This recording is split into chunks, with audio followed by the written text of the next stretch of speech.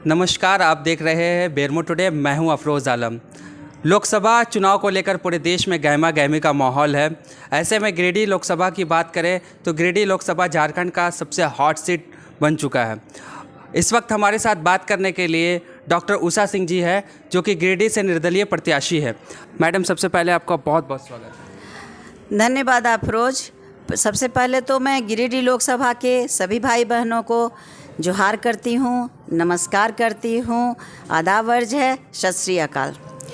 अब रही बात कि गिरिडीह लोकसभा में का क्या मिजाज है, तो गिरिडीह लोकसभा की मैं बेटी हूँ, मैं माँ हूँ, मैं बहन हूँ।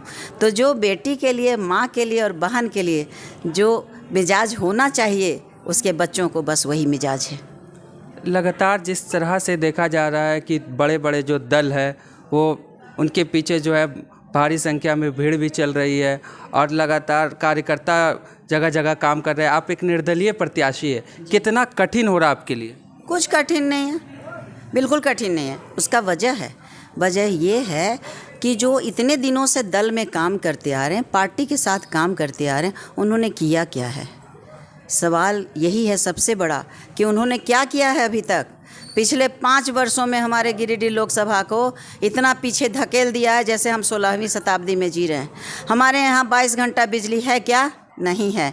हमारे यहाँ हर समय पानी की व्यवस्था है क्या? आप लोग तो गांव-गांव में जाते हैं, कवरेज करते हैं। आप कभी जाइए, दूर दूर गांव में जाइए। एक गांव है डलियाम, उसके आगे आपका गांव है बंसी के पास में जाइए, जरवा गांव है। और सभी गांव में जाकर देखिए, वहाँ की औरतों वहाँ गिरता है ना, उसको लेकर आना पड़ता है। बताइए, एक तसला पानी में दिन भर कैसे काम चलता होगा? हमारी महिलाओं को, मुस्लिम महिलाओं को बुर्का पहन के बेचारी को दूर दूर नदी नाले से पानी लाने जाना पड़ता है। वो पानी लेकर आती हैं। साधारण समस्या है क्या? 21वीं सदी में हम जी रहे हैं तो पानी और बिजली की समस्या का समाधान नहीं हो सकता है? फिर हम लोग क्या विकास कर रहे हैं? तो हमारे पास में घर घर के लोग मेरे साथ हैं, इसलिए मैं पार्टी में नहीं हूँ, लेकिन मैं हर घर की पहचान बनूंगी। समय आने दीजिए, मैं हर घर के पानी का समस्या, बिजली का समस्या, चिकित्सा का समस्या, बेरोजगारी का समस्या, शिक्षा की समस्या, इस सारी समस्याओं का समाधान लेकर आई हूँ। इसलिए मुझे किसी पार्टी से कोई डर नहीं है। पार्टी तो एक तरीका से चलती है, मैं तो सबकी बेटी हूँ, सबकी माँ हूँ। अच्छा, जातीय समीकरण को अगर देखें तो बहुत सारे लोग जो है, जैसे आपका जयराम महतो अपने महतो वोट पे कब्जा करने में लगे हुए हैं, चंद्रप्रकाश चौधरी ओबीसी वोट कब्जा करने में लगे हुए हैं, मथुरा महतो मुस्लिम वोट के लिए कब्जा करने में लगे हुए हैं। अगर जातीय समीकरण अगर देखें तो आप किन वोटों को देख रहे हैं आपकी ओर आकर्षित होते हैं? मेरे लिए सभी बराबर हैं, सभी समान हैं। अभी मैंने कहा, मेरे लिए पूरा गिरिडीह लोकसभा के एक एक व्यक्ति एक समान है। मैं डॉक्टर हूँ, मैं क्या जाति देखकर इलाज करती हूँ? मैं गायनेकोलॉजिस्ट हूँ। यदि मेरे यहाँ कोई दूसरे जाति का, दूसरे धर्म का लोग आएगा तो क्या उसका मैं इलाज सही से नहीं करूँगी? मैं डॉक्टर हूँ, सबका इलाज एक जैसा करती हूँ। और मैं गिरिडीह लोकसभा में भी, चाहे हमारे महतो भाई बहन हैं, चाहे हमारे दूसरे लोग हैं, चाहे मुस्लिम भाई बहन हैं, चाहे क्रिश्चियन हैं, चाहे जो भी हैं, मेरे लिए सब प्रिय हैं। मैं सबका काम करने आई हूँ, मैं इंसानियत का काम करने आई हूँ। मैं कोई जाति पाति धर्म की राजनीति करने नहीं आई हूँ। सच पूछिए तो मैं राजनीति करने ही नहीं आई हूँ, मैं सेवा करने आई हूँ।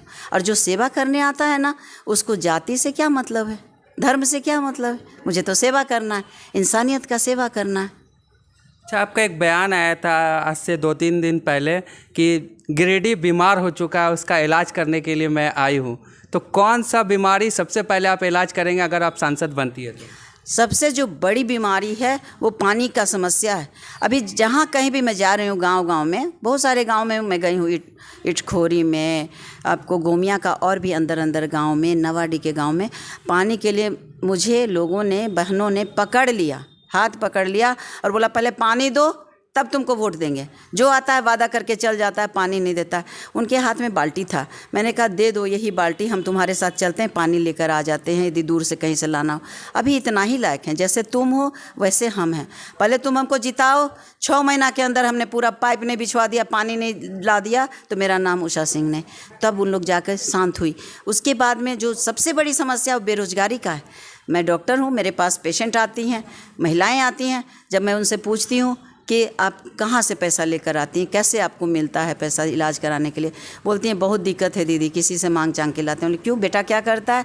कुछ नहीं करता है, बेरोजगार है। पति कहाँ है? वो तो बम्बई में चला गया, दर्जी का काम करता है। बताइए, हमारे गिरिडीह लोकसभा का ये स्थिति है जहाँ इतना खनिज संपदा है, जहाँ इतना हमारा कोयला का खदान भरा पड़ा है कि यदि हम चाहें तो हमारे युवाओं को एक एक को रोज़गार मिल सकता है। यदि हम ट्रांसपोर्ट लोडिंग चलवा दें पूरी तरह से, यदि हम कोयला के खदान जो बंद पड़ा हुआ है खुलवा दें, यदि हम BTPS, CTPS और TTPS जो भी पावर प्लांट जो बंद पड़ा हुआ है, यदि उसको पूरी क्षमता से चलवाने का कोशिश करें, सारा यूनिट को खुलवा दें, बताइए कितना रोज़गार मिलेगा और कितना बिजली पानी मिलेगा। तो मेरे अंदर में विज़न है, मैं दूरदर्शी हूँ। मैं जानती हूँ कि आज यदि हमने नहीं किया, आज मेरा त्याग है, मैं तपस्या कर रही हूँ आकर इसमें समाज सेवा में, लेकिन मेरे इस त्याग से, मेरे इस तपस्या से यदि हमारे बच्चों का भविष्य सुधर गया, गिरिडीह के लोकसभा के हमारे जो नौजवान हैं, जिन पर हम लोग उन्हीं पर अपना भविष्य देख रहे हैं, यदि सुधर गया तो मेरा यह त्याग सफल होगा।